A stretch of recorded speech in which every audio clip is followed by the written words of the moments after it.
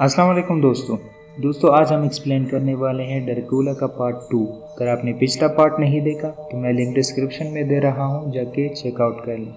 तो चलिए शुरू करते हैं। 4 मई मालूम हुआ कि होटल के मालिक के नाम भी कोर्ट ड्रैकुला का एक खत आया था, जिसमें होटल के मालिक को हुक्म दिया गया था कि वो गाड़ी में मेरे लिए एक जगह मखसूस कराए। लेकिन जब मैंने इससे मुतालिक होटल के मालिक से पूछा तो वो खामोश रहा और यूँ ज़ाहिर करने लगा जैसे वो मेरी जर्मन ज़ुबान नहीं समझ पाता। लेकिन हकीकत ये बात नहीं थी, क्योंकि इस वक्त वो बखूबी मेरी बात समझ सकता था। कम से कम इसने मेरे हर सवाल का मुनासिब मौजू जवाब दिया था। बेशक वो मेरी टूटी फूटी जर्मन ज़ुबान समझ लेता था। चुनांचा ज़ाहिर हुआ कि इस वक्त वो बन रहा था, नासमझी का ढोंग किए हुए था। मेरे इसरार से मजबूर होकर होटल के मालिक ने बड़बड़ा कर सिर्फ ये कहा कि कौन ड्रैकुला कि इस खत में रुपया भेजा गया था और ये कि वो इससे ज़्यादा और कुछ नहीं जानता। जब मैंने पूछा कि वो खुद ड्रैकुला से वाकिफ़ है तो कहा मुझे कैसर ड्रैकुला के मुतालिक कुछ बता सकता है। तो इसने और इसकी बीवी ने घबराकर अपने सीने पर स्लेब का निशान बनाया और इसके चेहरे का रंग उड़ गया।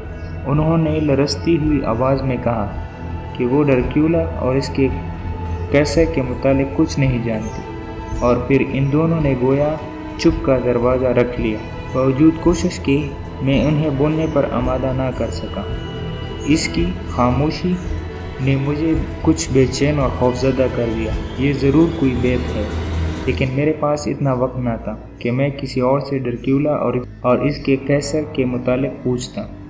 और जब मैं रवाना होने की तैयारी कर रहा था, होटल के मालिक मेरे कमरे में आई और चंद सानों के खामोशी के बाद इसने बेचैन आवाज़ में पूछा, तो तुम जा भी रहे हो जवान? क्या जाना इतना ज़रूरी है?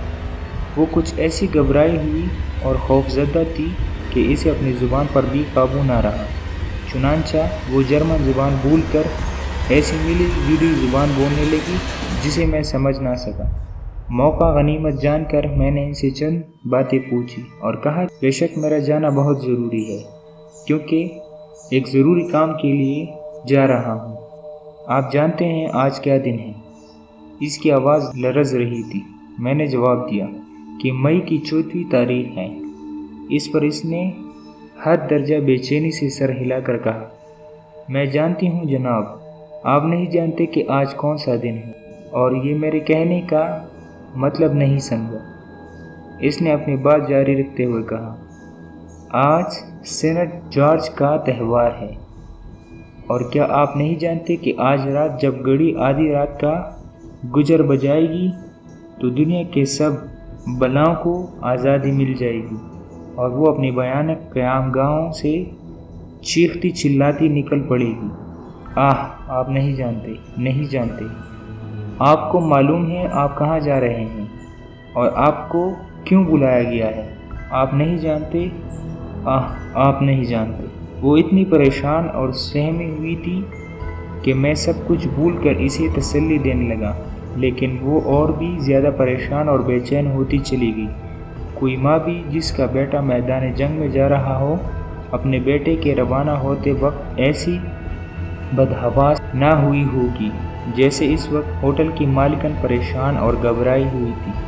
आखिरकार वो मेरे सामने घुटनों के बल झुक गई और ग्लूगेर आवाज़ में इल्तिजा करने लगी, मैं ना जाऊं, और अगर मेरा जाना इतना ही ज़रूरी है तो कम से कम आज ना जाऊं बल्कि 2-3 दिन बाद जाऊं। बुढ़िया की ये हरकत मजाका खेज थी, लेकिन मुझे बेचैन किए बगैर ना रह सकी। खुदा जाने ये क्या रास्ता। बहरहाल मैं एक ज़रूरी काम से जा रहा था और एक दिन तो क्या एक लम्हे की भी ताख़ीर गवारा ना कर सकता था।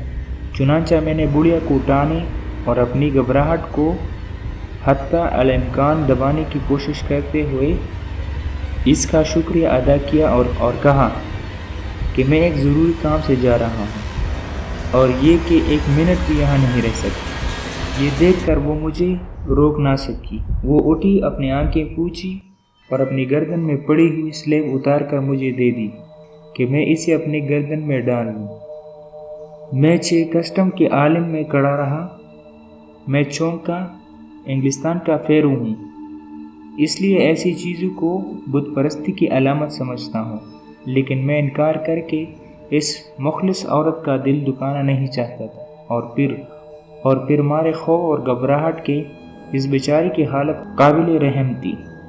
میرے چہرے سے میری ولی کیفیت کا اندازہ لگا کہ وہ آگے بڑھی اور خود اس نے اپنے سلیب میرے گلے میں ڈال دی، یہ کہہ کر کسی اور کی خاطر نہیں تو اس کی خاطر جو تمہیں سب سے زیادہ عزیز ہے، اسے پہنے رکھو۔ کمرے سے باہر چلی گئی۔ کوچ گاڑی لیٹ ہے، چنانچہ میں اس کا انتظار کر رہا ہوں۔ بڑھیا کی دی ہوئی سلیب میرے گردن میں پڑی ہوئی ہے۔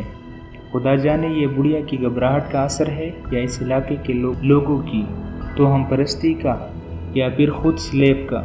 بہرحال یہ حقیقت ہے کہ میرا چین و سکون رخصت ہو چکا ہے اور ایک طرح کا نامعلوم خوف میرے دل میں اپنی جڑیں مضبوط کر رہا ہے، اور میں محسوس کر رہا ہوں کہ کچھ ہونے والا ہے۔ اگر کسی طرح یہ روزنامچہ مجھ سے پہلے ہی مینا کے پاس پہنچ جائے تو میں اس کے ذریعے اپنے خدا حافظ کہہ سکتا ہوں۔ 5 مئی کیسے ڈرکیولا۔ صبح صادق ہلکی اور خوشگوار روشنی غائب ہو چکی ہے۔ افق مشرق سے سورج کا سرخ گولا جھانکنے لگا ہے۔ افق سے جیسے لگے ہوئے سیاہ دانے دار دبے سے نظر آ رہا ہے۔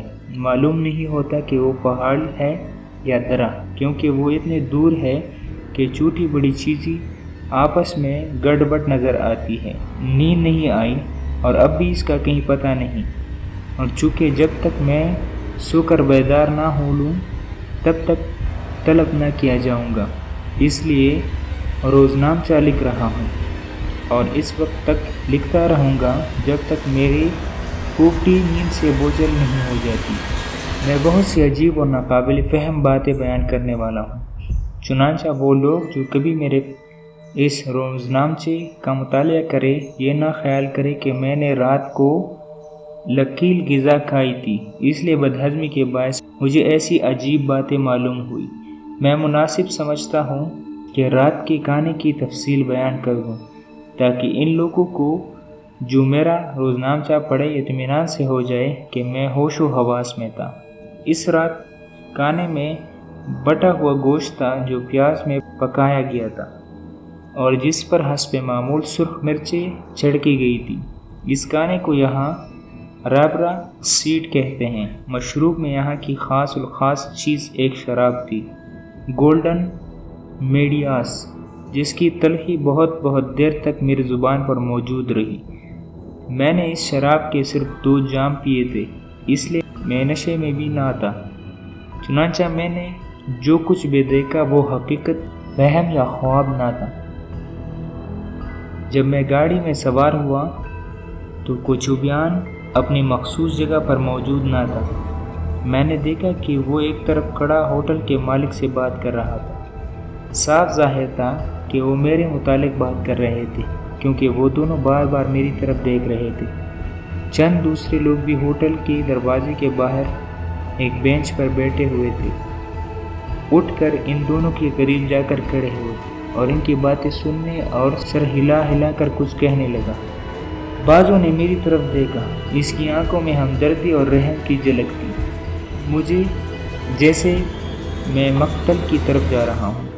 میں ان لوگوں کی آوازیں سن سکتا تھا اور عجیب لفظ میرے کانوں میں پڑ رہے تھے۔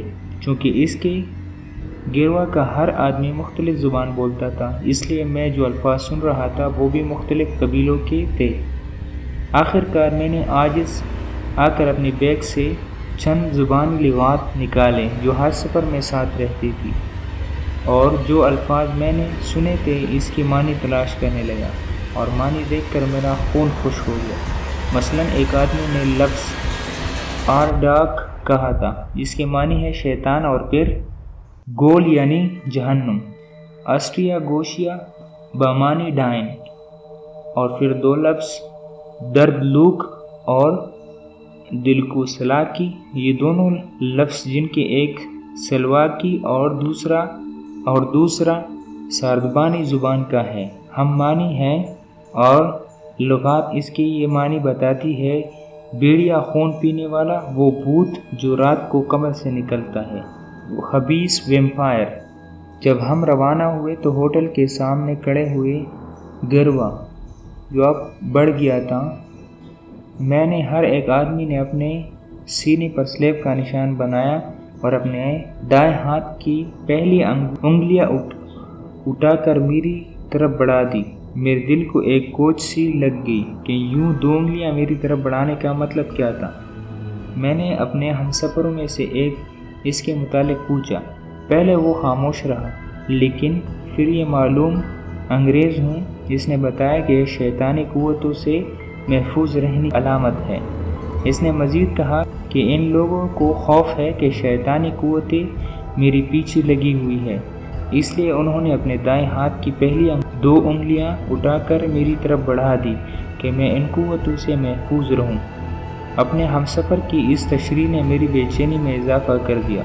وہاں سے جاتے وقت میں نے جو منظر دیکھا اسے عمر بھر نہ بھولوں گا۔ ہوٹل کے دروازے پر خوفزدہ لوگوں کا ایک ہجوم کھڑا اپنے سلیب پر نشان بنا رہا تھا اور ہر آدمی اپنے دائیں ہاتھ کی 2 انگلیاں اٹھا کر میری طرف اشارہ کر رہا تھا۔ ان کے چہرے کا رنگ سفید ہو رہا تھا اور آنکھوں میں رحم و تعاطف کی جھلک تھی، جیسے وہ مجھے کسی عزیز کی پھانسی کے تختے کی طرف جاتا دیکھ رہے ہوں۔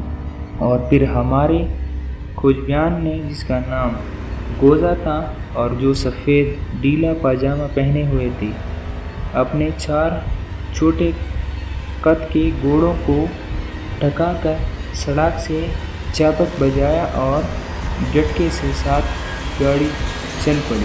اور جب گاڑی آگے نکل گئی اور لوگوں کا خوف و ہجوم نظر سے اوجھل ہو گیا تو میں کچھ بھول کر راستے خوبصورت مناظر میں کھو گیا۔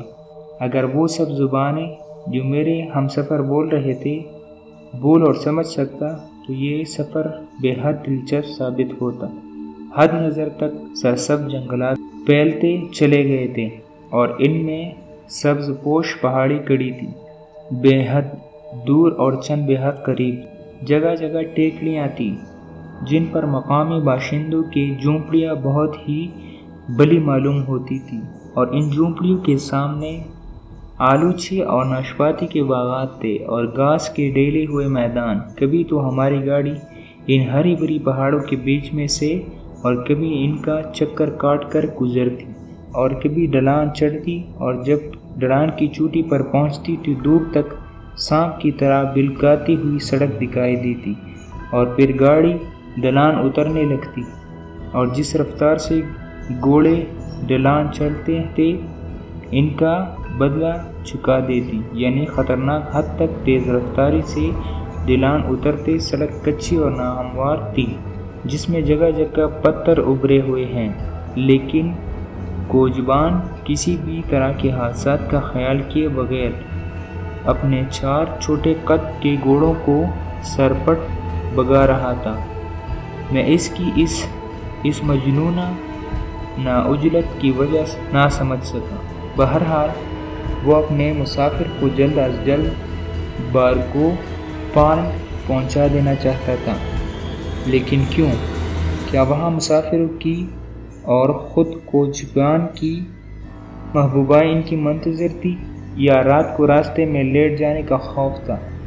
وجہ کچھ بھی ہو، بہرحال گھوڑوں کو سرپٹ دوڑا رہا تھا، وہ بھی ایسے سنگلاخ اور ناہموار سڑک پر جہاں گاڑی کو الٹتے دیر نہ لگے۔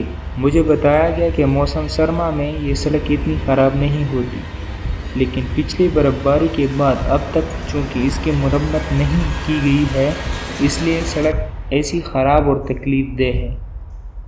سبز-پوش پہاڑیوں اور پھولوں کے باغات پیچھے چھوٹ گئے تھے اور اب سڑک کے دائیں بائیں سرفلک درخت کھڑے تھے۔ یہ نشیہی جنگلات کا خطہ ہے۔ جنگل گھنا ہے اور درخت گنجان۔ دھوپ چن چن کر نیچے آتی ہے اور درختوں کے نیچے ہلکے نیلا اجلا پھیلا ہوتا ہے۔ جب ہم اس جنگل میں سے گزرے تو سورج مغرب کی طرف جھک گیا تھا اور درخت کے نیچے پھیلی ہوئی ہلکی سرسبز کے اجالے میں سیاہی نمایاں ہو چکی تھی۔ جنگل کو قطع کرتے ہوئے سرسب پہاڑی دور تک چلی گئی ہے اور بہت دور ان پہاڑوں سے جا ملی ہے۔ جنگل کی چوٹیوں پر برف نظر آ رہی ہے اور ان سرسب پہاڑوں کی چوٹیوں پر چشمے آبشار کی پانی کو سیال ہونے میں تبدیل کر رہی ہے۔ ہماری گاڑی ایک پہاڑی چکر کاٹ کر دوسری طرف پہنچی تو ایک ہمسفر نے دائیں طرف آتے ہوئے ایک برف پوش پہاڑ کی طرف اشارہ کرتے ہوئے مجھ سے کہا، دیکھو تخت خدا، اور یہ کہہ کر اس نے اپنے سینے پر سلیب کا نشان بنایا۔ پہلے تو میں سمجھ نہ سکا کہ پہاڑ کی اس چوٹی کو تخت خدا کیوں کہتے ہیں، لیکن جلد ہی دوسری مسافر کی طرف دیکھا اور مسکرا کر اضافہ کیا، اور جناب اس سے پہلے کہ آج رات آپ اپنے بستر پر دراز ہوں، آپ پر بہت کچھ گزر چکی ہوگی۔